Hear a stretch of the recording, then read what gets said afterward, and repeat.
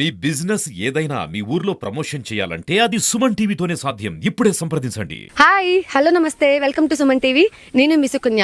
యాక్చువల్గా అందరూ టీవీ ముందు కూర్చొని నేను ఆ ప్లేస్లో ఉంటే ఇలా చేసేవాడిని, నేను ఆ ప్లేస్లో ఉంటే ఇలా చేసేవాడిని అంటారు. అది ఒక క్రికెట్ కావచ్చు, ఒక హీరో గురించి కావచ్చు, ఒక హీరోయిన్ గురించి కావచ్చు, సీఎంలు పిఎంలు ఎమ్మెల్యేల గురించే కావచ్చు. కాబట్టి అసలు మన ప్రజలలో వాళ్ళే సీఎం అయితే ఎలా ఉంటుందో తెలుసుకుందామా?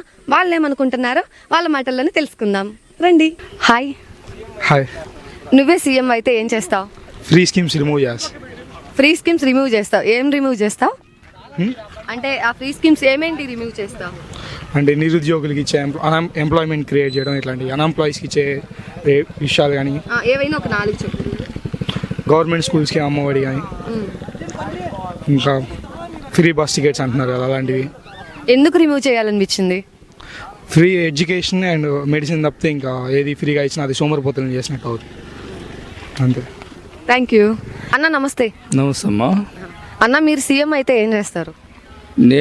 నా పేరు ఫస్ట్ మీకు ఇంట్రడ్యూస్ చేయాలిగా. నా పేరు Malakondaiah sir, retired head master, ఇక్కడే కందుకూరే. నేను సీఎంనైతే చాలా చేయాలనే ఆలోచనలు ఉన్నాయి, కానీ కాలం అది అసాధ్యము. అయితే సీఎంనైతే నువ్వు ప్రశ్న వేసావు కాబట్టి సీఎంనైతే ప్రజల్ని కన్నబిడ్డల వల్ల చూసుకుంటాను, ధరలు తగ్గిస్తాను, తర్వాత ఎమ్మెల్యేల జీతాలు, ఎంపీల జీతాలు, మినిస్టర్ల జీతాలు మొత్తం కట్ చేస్తాను. అంటే రాష్ట్రం బాగుపడిందాక, ప్రజలు ఆర్థిక ఇబ్బందులు తొలగేంత వరకు కూడా ఎవరైతే మినిస్టరీస్ ఉన్నారో వాళ్ళ జీతాలు చాలా వరకు కంట్రోల్ చేస్తాం. అంటే ఇప్పుడు ప్రతి స్టేట్లో ప్రతి సీఎం కూడా చేయాల్సిన పని అదే. కొన్ని లక్షలు కోట్లు వాళ్ళ జీతాలకి ఖర్చు అవుతూ ఉన్నాయి. ఆ మొత్తం భారం అంతా కూడా ప్రజల మీదే పడతా ఉంది. కాబట్టి ఈ తతంగం అంతా లేకుండా ముందు వాళ్ళ జీతాలు తగ్గించి ప్రజలకు గనక మేలు చేసి కొంతకాలం ఆర్థిక వెసులుబాటు కనుక కలిగించినట్టుగైతే ప్రజలకి ఆ స్టేట్ డెవలప్ అవుద్దని చెప్పి నా ఆలోచన.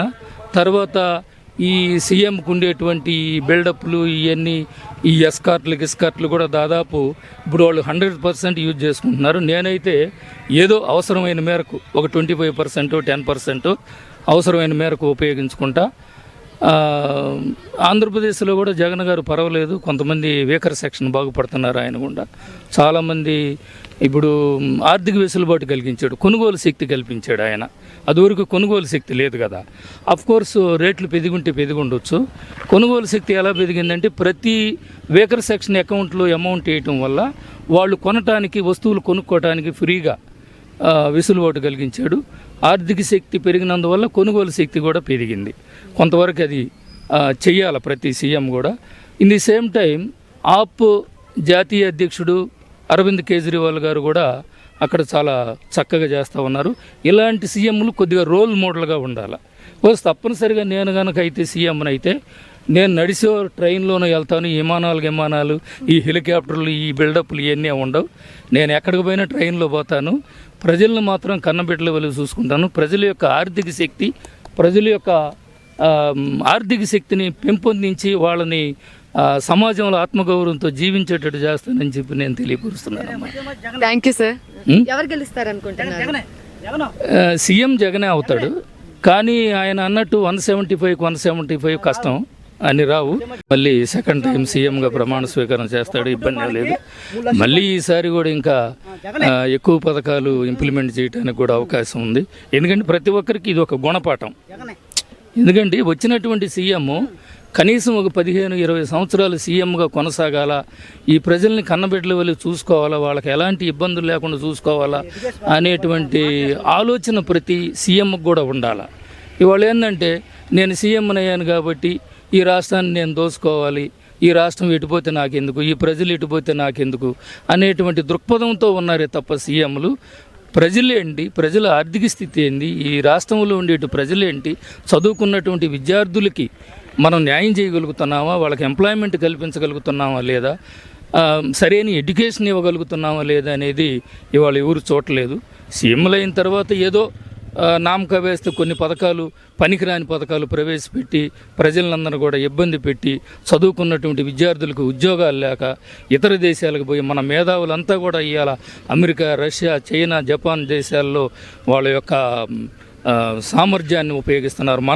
మన దేశంలో చదువుకొని ఈ దేశంలో తిని, ఈ దేశంలో బిదిగి, ఈ దేశంలో చదువుకొని వాళ్ళ శక్తి సామర్థ్యాలన్నీ కూడా ఇతర దేశాలకు ఉపయోగిస్తున్నారంటే దట్ మీన్స్ ఇక్కడ వెసులుబాటు లేకనే అది కనుక కల్పించగలిగితే ఈ రాష్ట్రమే కాదు ఈ దేశం కూడా డెఫినెట్గా అభివృద్ధి చెందుద్దని చెప్పి నా ఆలోచన. Thank you. Hi sir. నమస్తే. సార్ మీ పేరు? కృష్ణారెడ్డి. సార్ మీరే సీఎం అయితే ఏం చేస్తారు? అది వైద్యం ఆరోగ్యం ఫ్రీగా ఇస్తాం, మిగతావి ఫ్రీగా ఇవ్వం. మిగతావి ఫ్రీగా ఇవ్వడం వల్ల మాకు బాగా ఇబ్బందులు అయిపోయినాయి. ఒక ఆయిలే కాదు, రిఫండ్ ఆయిలే కాదు, ప్రతిదీ కూడా ఎక్కువగా అయిపోయింది. దానివల్ల ఏంటంటే ఫ్రీ వల్ల నేను అనుకోవటం, ఫ్రీ వల్ల అది ఎక్కువగా మా మీద భారం పడుతుంది అని నేను అనుకుంటున్నాను. కందుకూరులో ఎవరు గెలుస్తారు అనుకుంటున్నారు? కందుకూరులో నేనైతే వైసీపీ అనుకుంటున్నాను మేడం. ఓకే, అప్పుడు ఆంధ్ర రాష్ట్రంగా సీఎం ఎవరు వస్తారు అనుకుంటున్నారు? Jaganmohan Reddy madam. Okay sir, thank you. Hi. Hi, ఏం పేరు? సృజన్ సాత్విక్, ఏం చదువుతున్నావు? 6th class. సృజన్ సాత్విక్, నువ్వే సీఎం అయితే ఏం చేస్తావు? If I CM I will do to the humans and farmers, all of the people, help, ఎలా హెల్ప్ చేస్తావు? Give money. ఏం పేరు? నర్సటి జోసెఫ్ నితిక్. జోసెఫ్, ఏం చదువుతున్నావు? 7th class. 7th class. నువ్వే సీఎం అయితే ఏం చేస్తావు? నేను సీఎం అయితే ఒకవేళ నేను అందరికీ ఇల్లు ఇస్తా, హౌస్ ప్రొటెక్షన్ ఇస్తా, ఒక గ్రేటర్ కమ్యూనిటీలో అందరికీ పిల్లలకి ఆడుకోవడానికి ఒక సపరేట్ ప్లేస్ పెడతా, ఫుడ్ అంతా ప్రొవైడ్ చేస్తా. నేను మొత్తం సిటీని నేచర్ మొత్తం గ్రీనరీతో పెంచుతా. మరి నువ్వు అంతా బాగానే చెప్తున్నావు, మరి దీనికి మనీ కావాలి కదా, మనీ చాలా అవుతాయి కదా, అందరికీ ఇల్లులు ఇవ్వాలంటే, అందరికీ గ్రేటర్ కమ్యూనిటీ ఇవ్వాలంటే. మరి అప్పుడు ఒకవేళ ఇప్పుడు బడ్జెట్ చాలదంటారు, అప్పుడు ఏం చేస్తావు? నా పాకెట్ మనీని నేను ఇంక్రీజ్ చేస్తాను. ఓకే, నీకు పాకెట్ మనీ మంచిగా రావాలని కోరుకుంటున్నాను. Thank you. హాయ్. హాయ్. ఏం చదువుతున్నావు? 10th. ఏం పేరు? శశాంక్. ఓకే, నువ్వే సీఎం అయితే ఏం చేస్తావు? అంతే, సీఎం అయితే ఇంకా జగన్ లాగా అయితే చేయను, చంద్రబాబు లాగా ఏదో కొంచెం మంచి అయినా చేద్దామని. ఓకే, జగన్ ఏం చేశాడు, చంద్రబాబు ఏం చేశాడు? అంటే జగన్ లాగా చేయను అని అన్నావు, చంద్రబాబు లాగా చేస్తాను అని అన్నావు. ఏదైనా అటొక్క 1 వర్డ్, ఇటొక్క 1 వర్డ్. జగన్ మా పేరెంట్స్కి అంతగా ఏమి అంటే కొన్ని డబ్బులు అవన్నిట్లో కూడా తగ్గించేసి అప్పుడు వేశారు శాలరీస్.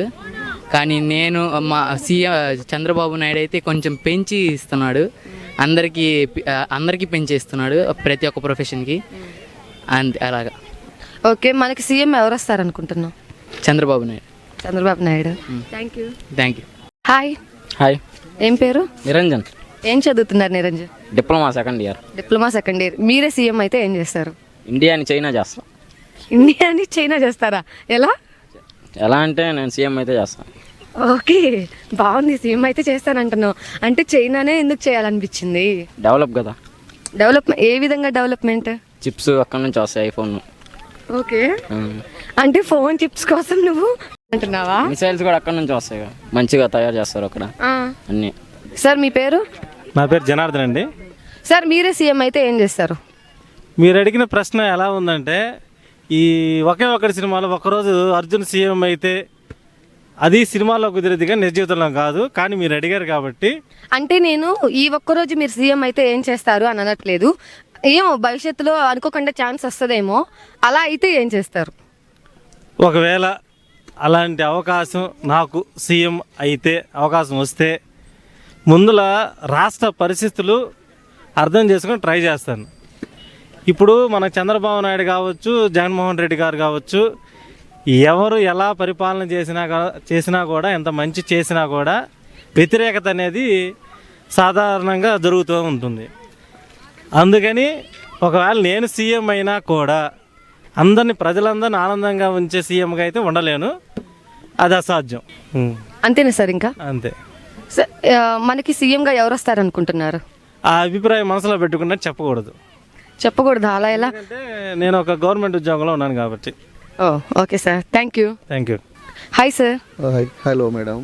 సార్ మీ పేరు? నా పేరు బ్రహ్మయ్య, నేను అడ్వకేట్ అమ్మా.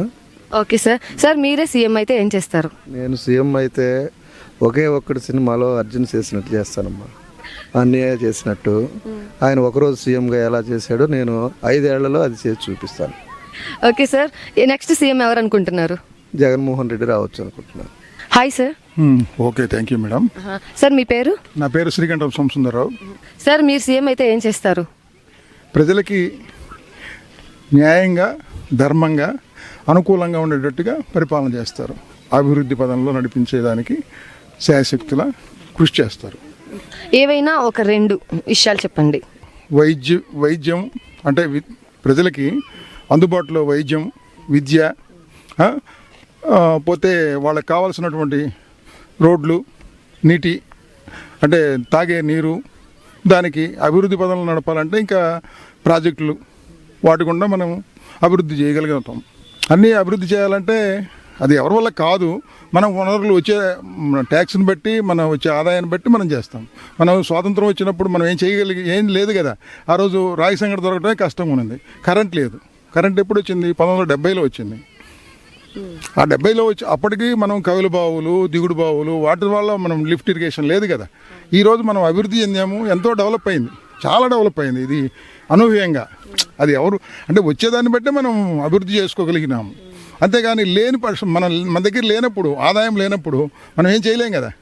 మన వనరులు ఉన్నాయి, సంపద ఉంది, అభివృద్ధి చెందుతుంది. దాన్ని బట్టి మనం అభివృద్ధి చేస్తున్నారు.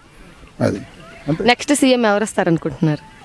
ఎన్డీఏ కూటమి రావడానికి ప్రజల్లో అంటే ఇప్పుడు 2019లో కూడా ఆ మోడీ దిగి వచ్చినా కూడా జగన్ రాకుండా చేయడానికి ఎవరి వల్ల కాదు.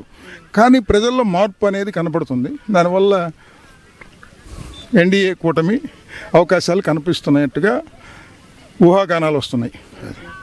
అది అంటే జనరల్గా తెలుస్తుంది కదా. అంతే, ప్రజల నాడి అనేది ముందుగానే అర్థమవుతుంది. అది అంటే ఎవరన్నా చెప్తే భయపడతారని.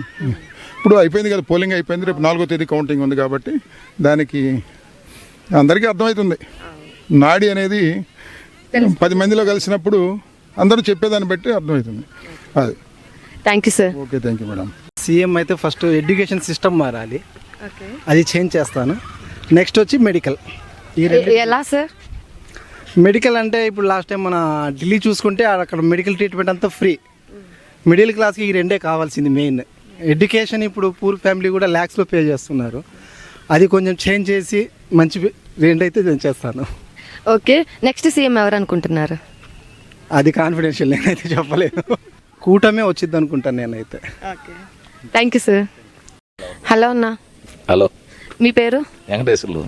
అన్న మీరే సీఎం అయితే ఏం చేస్తారు? ఏ సంక్షేమ పథకాలు ఇస్తూ ఉంటాం.